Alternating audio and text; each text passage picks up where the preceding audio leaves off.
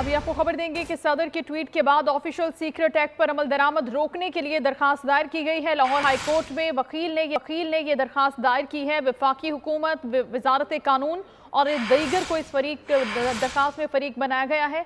सदर ने official secret act पर दस्तखत न करने की इत्तला दी। ये मौक़िफ़ इख्तियार किया गया है। सदर ममलिकत के दस्तखत के बाद कानून मंजूर नहीं हो सकता। ऑफिशियल सीक्रेट तरमीमी एक्ट मावराए आइन है। दरखास्त ये दायर की गई है।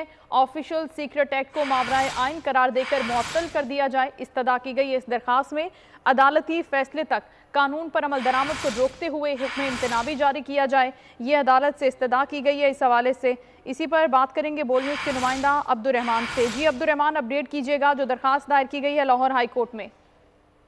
जी बिल्कुल, सदर के ट्वीट के बाद ऑफिशियल सीक्रेट तरमीमी एक्ट पर अमल दरामद रोकने के लिए लाहौर हाई कोर्ट में मुस्तरक दरखास्त दायर कर दी गई है। यह दरखास्त मोहम्मद मुख्तसर एडवोकेट की जानिब से दायर की गई है। दरखास्त में वफाकी हुकूमत, वफाकी वजारत कानून और दीगर को फरीक बनाते हुए मौक़िफ़ इख्तियार किया गया है कि सदर ममलिकत ने ट्वीट के जरिए ऑफिशियल सीक्रेट एक्ट पर दस्तखत न करने की इतला दे दी है।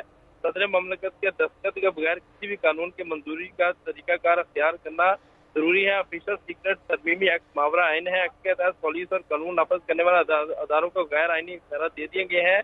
लिहाजा बुनियादी हुकूक के तहफ़्फ़ुज़ के लिए अदालत जो है इस जो ऑफिशियल सीक्रेट तरमीमी एक्ट की शिक 2, 4 और 11 को मावरा आइन करार देते हुए कलअदम करार दे, जबकि अदालती फैसला आने तक कानून पर अमल दरामद रोकते हुए हुक्म इम्तनाई भी जारी किया जाए। जी ठीक है, बहुत शुक्रिया आपका अब्दुर्रहमान, अपडेट कर रहे थे कि दरखास्त दायर की गई हाई कोर्ट में।